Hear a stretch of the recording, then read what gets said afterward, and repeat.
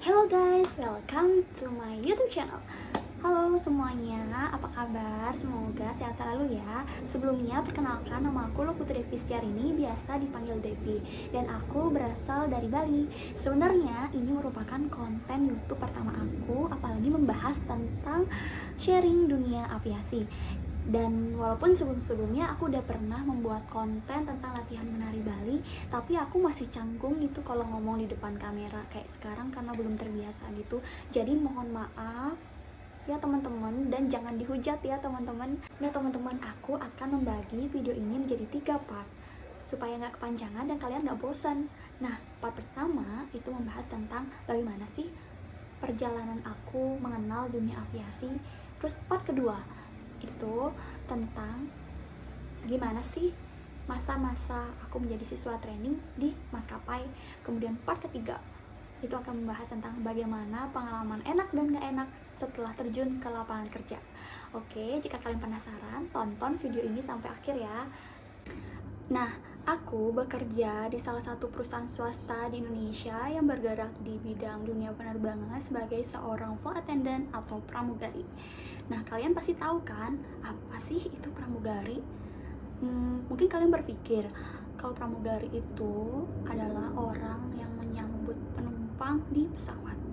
Atau mungkin kalian berpikir kalau pramugari itu yang ngangkatin koper penumpang. Itu pernyataan kedua itu salah besar. Itu akan dibahas di video aku part ketiga ya teman-teman. Jadi tonton terus ya. Jadi apa sih itu definisi pramugari? Pramugari merupakan orang yang bertugas untuk menjaga keselamatan penumpang yang tugasnya ini ditunjuk oleh PIC atau Pilot in Command di dalam suatu penerbangan, tetapi tidak beraktivitas sebagai flight crew member. Wah, kok banyak banget istilah-istilah yang aku nggak paham ya? Jadi, nanti itu akan dibahas di istilah-istilah penerbangan di video aku selanjutnya ya teman-teman. Nah, intinya nih, pramugari adalah orang yang bertugas untuk menjaga keselamatan penumpang, memberikan pelayanan kepada penumpang, dan memberikan kenyamanan kepada penumpang di dalam pesawat gitu teman-teman. Udah tahu kan definisinya? Nah, selanjutnya, sekarang ini kan lagi gempar-gemparnya nih pandemi COVID-19 atau dengan istilah coronavirus from Wuhan. Nah, maka seluruh penerbangan di Indonesia bahkan seluruh dunia mengalami imbas negatifnya teman-teman. Mulai dari berkurangnya jumlah rute penerbangan, menurunnya jumlah penumpang, sampai ada beberapa yang karyawannya dirumahkan. Sedih banget kan? Ya mau gimana lagi ya? Ya selain itu, di sektor pekerjaan manapun juga mengalami imbas negatifnya kan. Buktinya banyak yang harus work from home dan harus stay at home. Nah, aku penasaran apa aja sih yang kalian lakuin saat stay at home? Bisa tulis kegiatan kalian di kolom komentar ya. Nah, aku ingatkan kalau untuk saat work from home atau stay at home, kalian harus selalu jaga kesehatan. Yang pertama, jaga kebersihan, selalu rajin cuci tangan, terus selalu olahraga, berkreativitas, jangan rebahan mulu. Terus jika kalian harus pergi keluar, jangan lupa selalu pakai masker. Nah, jika kalian diharuskan untuk keluar rumah, maka pergunakanlah masker. Pergunakan masker kain. Jika kalian sehat, pergunakan masker kain dan jangan lupa selalu membawa hand sanitizer. Terus, kalau masker medis itu diprioritaskan untuk para medis dan dokter. Jadi lebih baik kalian pakai masker ini dan di dalamnya selalu diisi tisu gitu teman-teman. Nah teman-teman, sebelumnya yuk kita berdoa bareng-bareng semoga pandemi ini segera berakhir dan kita bisa beraktivitas secara normal lagi. Amin. Nah, dikarenakan saat ini aku banyak waktu luang ya, dan aku ingin memanfaatkan waktuku untuk membagikan beberapa pengalaman aku mengenal dunia aviasi. Semoga kalian suka dan semoga video ini bermanfaat untuk kalian ya. Jadi, stay tune terus sampai akhir. Oke, sebelumnya apakah ada teman-teman di sini yang udah tahu tentang dunia aviasi atau udah pernah terjun dalam dunia aviasi? Jika pernah, bisa share pengalaman kalian di kolom komentar ya, supaya nanti bisa berguna mungkin bagi teman-teman yang lain. Terima kasih. Nah, untuk pengalaman aku sendiri, aku mengenal dunia aviasi saat aku kelas 3 SMK. What? Beneran kak? Iya, jadi karena di keluarga aku itu tidak ada sama sekali orang airline, dan aku belum pernah naik pesawat, dan aku bahkan belum pernah ke bandara teman-teman. Sedih kan? Nah, pada suatu hari nih, aku bertemulah dengan paman aku dan beliau yang memberi informasi. Jadi, beliau memberitahukan dan menyarankan aku untuk ikut sekolah penerbangan di Yogyakarta. Katanya sih nih bisa jadi pramugari. Nah, aku penasaran pramugari. Akhirnya aku searching lah tuh di Google. Apa sih itu pramugari? Nah, setelah aku tahu, oh gitu pramugari, akhirnya aku mendapatkan informasi bahwasannya untuk menjadi pramugari tidak harus untuk mengikuti sekolah penerbangan, dan bisa kok tanpa ikut sekolah penerbangan, bisa kok menjadi pramugari asalkan memenuhi kualifikasi dari masing-masing maskapai.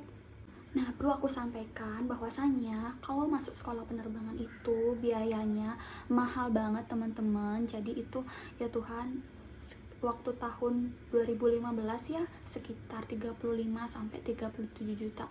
Itu mahal banget kan, gede banget. Jadi waktu itu aku oh ya udahlah, nggak usah lah ikut sekolah penerbangan, ngapain mahal-mahal bayar sekolah ya kan. Akhirnya ya udah, aku minder, aku kasihan sama orang tua aku kalau misalnya aku harus ngerepotin mereka untuk bayar sekolah di sekolah itu gitu. Nah, tapi karena aku nggak tahu mau dibawa kemana nih arah jalan hidup aku sama Tuhan, dan orang tua aku antusias banget dan selalu support aku untuk sekolah di sana.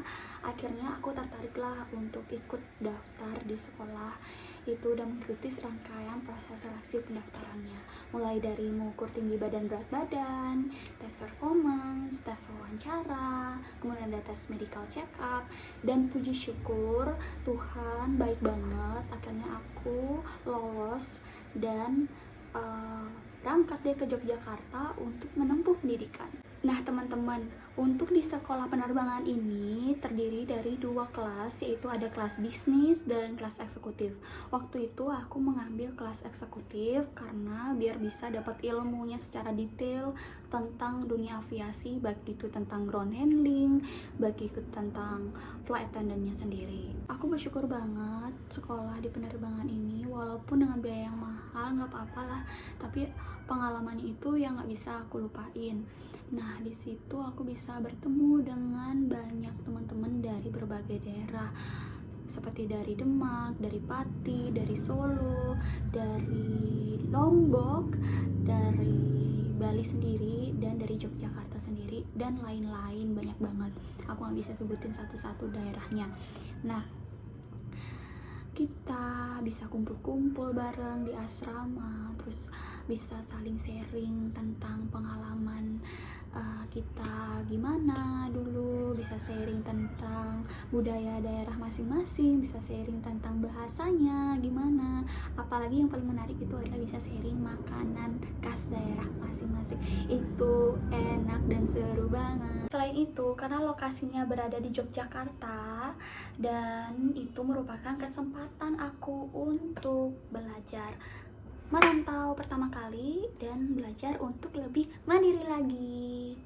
Nah, di situ juga diajarin ilmu-ilmu tentang penerbangan yang dasar atau basically gitu. Terus diajarin tentang bagaimana sih tips-tips dan trik-trik untuk bisa lolos seleksi rekrutmen pramugari, ground staff gitu.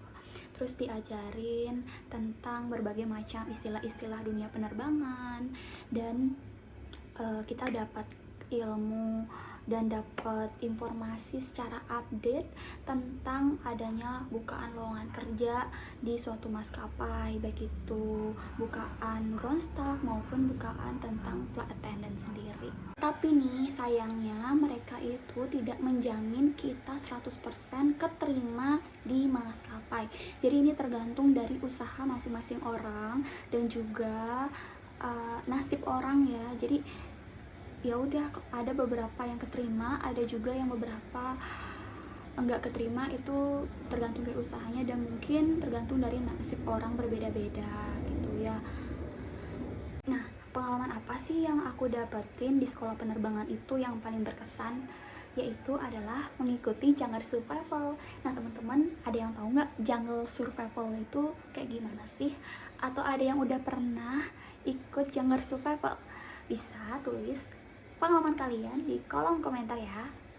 Nah, jadi Jungle Survival itu adalah dimana kita bisa bertahan hidup di hutan, amit-amit nih, suatu keadaan dimana pesawat itu mengalami pendaratan darurat di darat atau di tempat terpencil yang susah banget aksesnya. Jadi kita masih bisa untuk bertahan hidup di sana.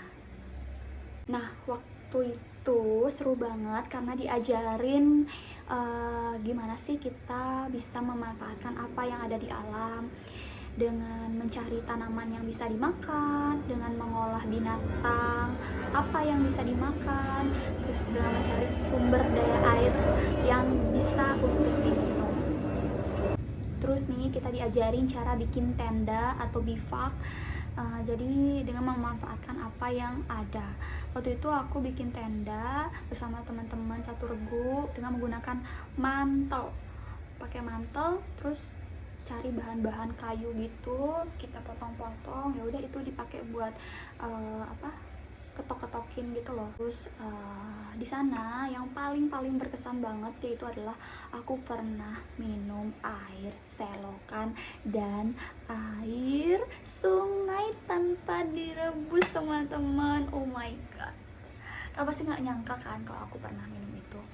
Oh my god, itu benar-benar kayak ya mau gimana lagi ya, di situ kan susah ya, walaupun di hutan tapi airnya masih segar-segar kok teman-teman ya, walaupun belum diolah ya, tapi masih bisa lah diminum.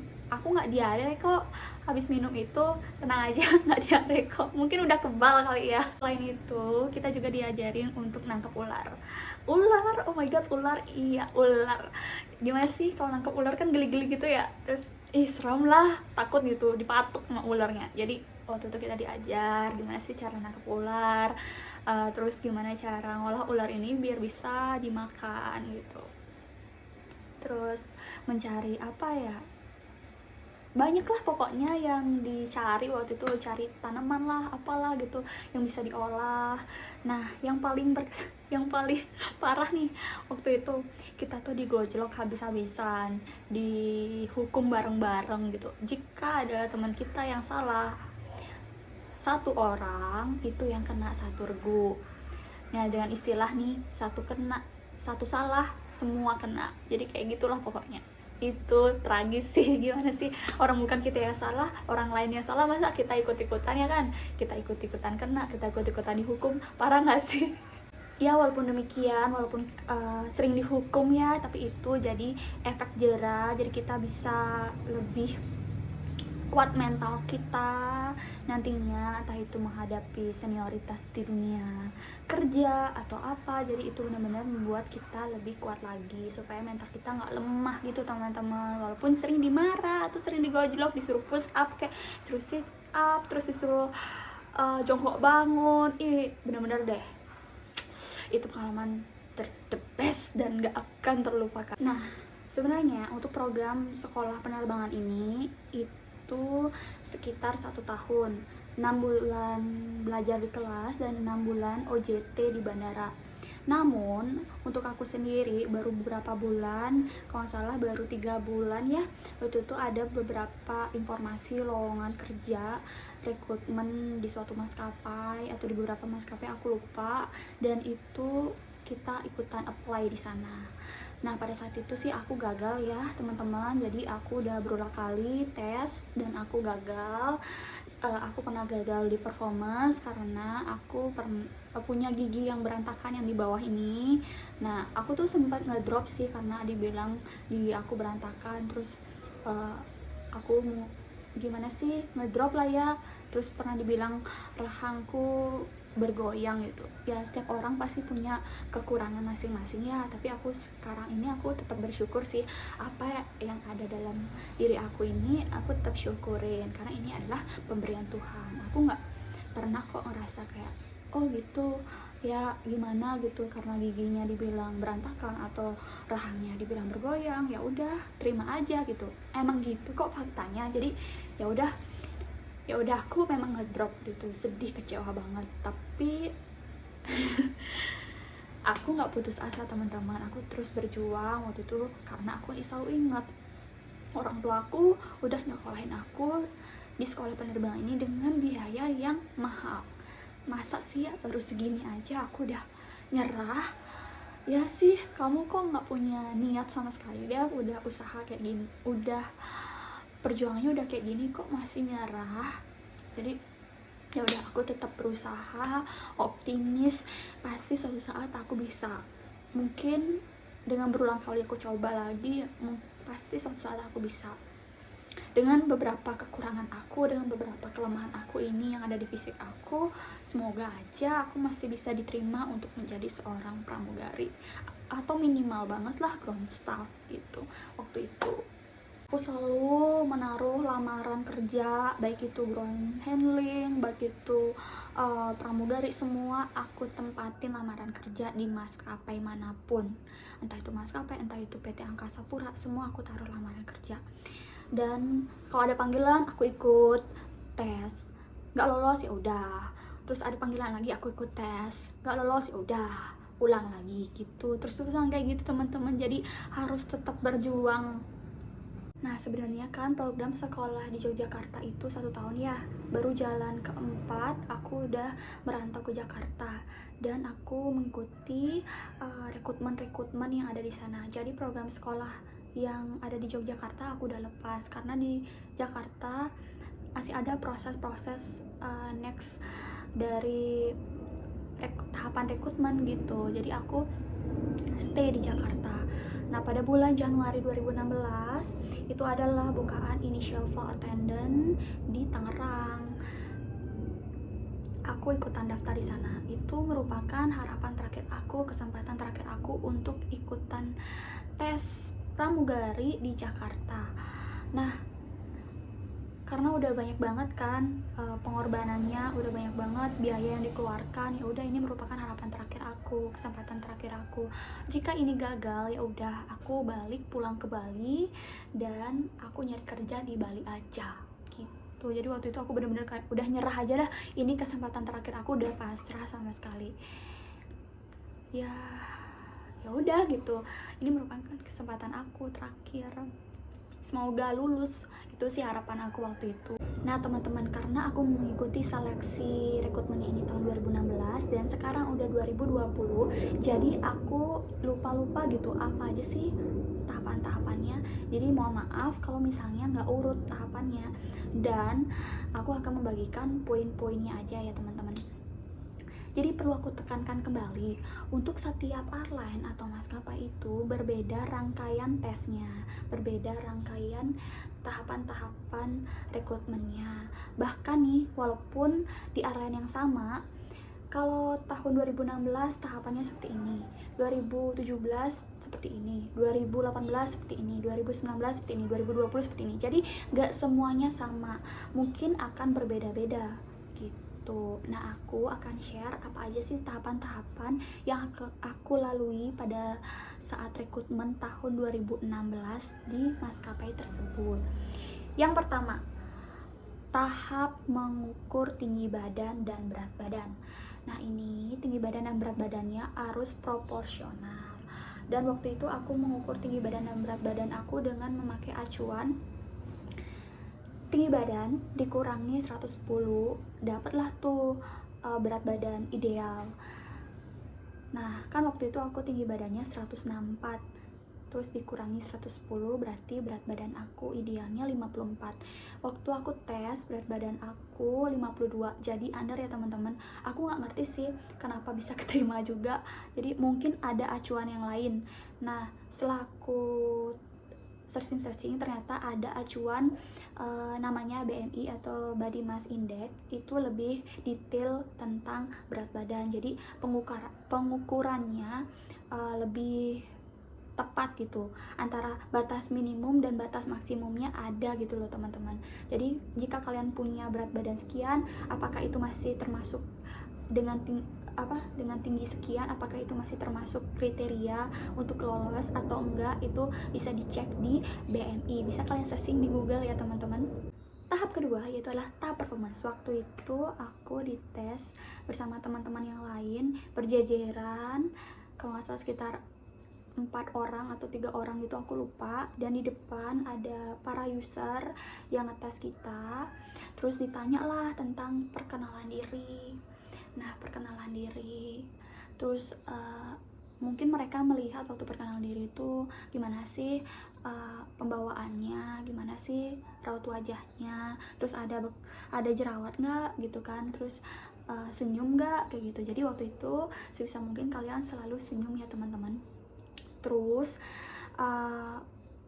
kita dites jalan. Jadi tes jalan, gimana cara jalannya, apakah bungkuk atau apakah tegak atau kaku atau gimana, ataukah rileks jalannya. Jadi itu benar-benar diliatin. Terus tes apa lagi ya waktu itu, jadi cara senyum, cara jalan, nah cara kita berbicara mungkin waktu kita perkenalan diri. Nah itu teman-teman. Terus tahap ketiga yaitu adalah tes wawancara. Waktu tes wawancara ini ada yang bahasa Indonesia dan ada bahasa Inggris. Nah, kalian perkenalkan diri kalian dengan bahasa Indonesia dan bahasa Inggris. Jadi harus bisa English dasar ya teman-teman. Jadi kalian harus bisa English dasar dalam perkenalan diri. Terus setelah perkenalan diri, kalian ditanya lah tuh, apa sih motivasi kalian menjadi pramugari, apa yang kalian ketahui tentang pramugari, terus apa sih kelebihan dan kekurangan kalian, terus apa ya tentang profil perusahaan. Jadi kalian lebih baik belajar dulu sebelum tes, jadi cari info-info tentang profil perusahaan yang maskapai kalian daftar gitu kan. Jadi cari-cari informasinya, siapa pendirinya, terus tahun berapa, punya pesawat berapa, pokoknya semuanya kalian cari informasinya. Lebih detail kalian tahu informasi, itu akan jadi lebih banyak poinnya gitu. Nah teman-teman, terus tahap keempatnya itu adalah tes bahasa Inggris. Waktu itu seingat aku ada tes listening, tes reading, tes writing, dan tes speaking gitu. Aku lupa pertanyaannya kayak gimana ya teman-teman, jadi mohon maaf. Terus yang kelima itu adalah tes psikotes. Jadi waktu itu aku tes di suatu PT gitu, aku lupa namanya, di tempatnya di mana juga aku lupa. Jadi di situ dites langsung sama psikolog. Waktu itu ada 2 tahapan tes, yaitu tes tulis dan tes wawancara. Waktu tes tulisnya itu ada kayak tes kepribadian, gimana sih kepribadian kita, jadi banyak pertanyaan, jadi kita isi tuh kepribadian kita kayak gimana. Terus ada tes gambar. Nah ada 2 nih, gambar pohon dan gambar orang. Waktu itu kalau untuk gambar pohon aku saranin pilih pohon yang berkambium, dan contohnya nih kayak pohon jambu, pohon apel, pohon mangga, pohon rambutan, pokoknya pohon-pohon yang berkambium gitu. Terus gambar pohonnya itu yang detail ya teman-teman, lengkap dengan daun yang rindang, dengan batang-batang yang bercabang, terus buah-buahnya yang banyak, bunganya dan akarnya, pokoknya itu harus lengkap. untuk menggambar orang yang berprofesi, karena kalian melamar menjadi pramugari, maka gambarlah gambar pramugari. Waktu itu sih aku gambar pramugari maskapai tersebut yang sedang membawa koper. Jadi kalian lebih baik sih menggambar pramugari di maskapai apa yang kalian lamar itu. Terus mungkin sedang greeting gambarnya atau sedang bawa koper. Jadi itu terserah kalian. Itu jadi sebelumnya kalian harus belajar terlebih dahulu untuk gimana sih cara gambar biar bagus. Waktu itu aku gambarnya nyari di Google, terus aku udah berulang kali aku cobain cara gambarnya kayak gimana gitu. Jadi harus belajar dulu gimana sih tes psikotes itu, cari di Google, searching di Google, cari di YouTube, terus belajar buku psikotes juga. Dan pada saat tes wawancara dengan psikolognya langsung, itu kalian akan ditanya-tanya tentang kepribadian kalian, tentang keluarga kalian, terus ditanya tentang kapan waktu kalian berangkat ke tempat itu, gimana sih perjalanan kalian gitu. Waktu itu sih aku ditanya kayak gitu. Terus jawabnya yang jujur dan jangan bohong, karena mereka tuh pasti tahu kalau kita bohong tuh kayak gimana sih gitu kan. Kelihatan mungkin ya, orang psikolog tuh pasti tahu kan orang-orang yang bohong tuh kayak gimana. Mungkin mereka udah sering nge-handle orang, jadi udah tahu gitu kalau misalnya kita bohong, dan jawab aja apa adanya. Terus tahap ke-6 yaitu adalah tes medical check-up atau tes kesehatan. Nah, di tahap ini itu akan dites fisik kita. Dimulai dari tes tinggi badan berat badan, kemudian tes tensi, kemudian teslah fisik kita oleh dokter gimana, apakah ada keluhan-keluhan. Nanti itu akan ditanya sama dokternya. Kemudian ada tes mata, nggak boleh buta warna, ada tes audiometri atau tes pendengaran, terus ada tes pengambilan darah, tes urin, tes gigi, nggak boleh ada yang berlubang, kalau ada harus ditambal dulu. Terus ada tes ronsen kalau nggak salah ya, tes ronsen gitu. Dan di perusahaan tempat aku melamar kerja ini itu tidak ditanggung biayanya, jadi kita harus mempersiapkan terlebih dahulu biayanya. Namun mungkin di maskapai lain ditanggung teman-teman, jadi coba-coba aja dulu. Terus sebelum kita tes medical check up, ada lebih baiknya kita puasa dulu. Puasa, jangan makan-makan yang berkolesterol, terus berbanyak minum air mineral, dan berbanyak minum air kelapa muda. Nah teman-teman, tahap terakhir itu adalah tes pantohir. Nah di tes pantohir ini akan dites oleh beberapa jajaran direksi gitu. Waktu itu aku sendirian dan dihadapkan dengan beberapa direksi, kemudian ditanya-tanya mengenai perkenalan diri, apa motivasi kamu menjadi seorang pramugari, apa yang kamu ketahui tentang pramugari. Jadi di situ akan ada suatu pressure atau tekanan gitu, mungkin karena dihadapkan dengan beberapa direksi dan kita sendirian ya. Jadi waktu itu aku benar-benar tertekan, tapi gimana sih kita caranya untuk meyakinkan user bahwa kita itu pantas keterima menjadi seorang pramugari. Jadi itu benar-benar jawabnya harus tegas, oke? Nah itulah tahap-tahapan yang aku jalanin waktu tes rekrutmen pramugari di maskapai tersebut teman-teman. Nah setelah aku menunggu hasilnya, puji syukur ada berkah yang luar biasa banget. Pada akhir bulan Mei 2016 akhirnya aku dipanggil lah untuk ke kantor dan sign kontrak di sana, dan itu benar-benar bahagia banget. Gimana sih akhirnya setelah sekian lama aku ikutan tes dari berbagai maskapai, entah itu ground handling, ground staff atau pramugari, akhirnya aku keterima di maskapai ini. Itu benar-benar bersyukur banget, terima kasih Tuhan. Dan tentunya bisa bahagiain orang tua itu benar-benar bersyukur banget sih. Nah, teman-teman, perlu aku tekankan kembali bahwa setiap airline itu belum tentu rangkaian tesnya sama. Ada yang cepat, ada yang lama, itu tergantung dari maskapainya masing-masing. Nah, karena aku waktu itu tes tahun 2016 di bulan Januari dan baru berakhir sign kontrak bulan akhir Mei 2016, jadi sekitar 5 bulan, itu tergolong lama ya teman-teman. Jadi tetap semangat jika kalian ingin join jadi pramugari. Kalian harus tetap semangat, tetap berdoa, tetap berusaha. Jangan lupa minta doa restu sama orang tua, karena doa orang tua itu biasanya berkah untuk kita gitu loh. Apapun langkah kita ke depannya akan lebih mudah. Nah teman-teman, cukup sekian video part 1 ini. Nanti akan ada part 2 dan part 3. Kalian jangan lupa terus tonton video aku selanjutnya ya. Bagi kalian yang suka video ini silahkan like. Bagi yang tidak suka ya udah nggak apa-apa, di dislike. Dan jika video ini bermanfaat, silahkan share di sosial media yang kalian punya. Dan jika kalian ingin tahu tentang video-video aku selanjutnya, silahkan kalian subscribe. Oke? Terima kasih ya teman-teman. Bye-bye. See you on my next video.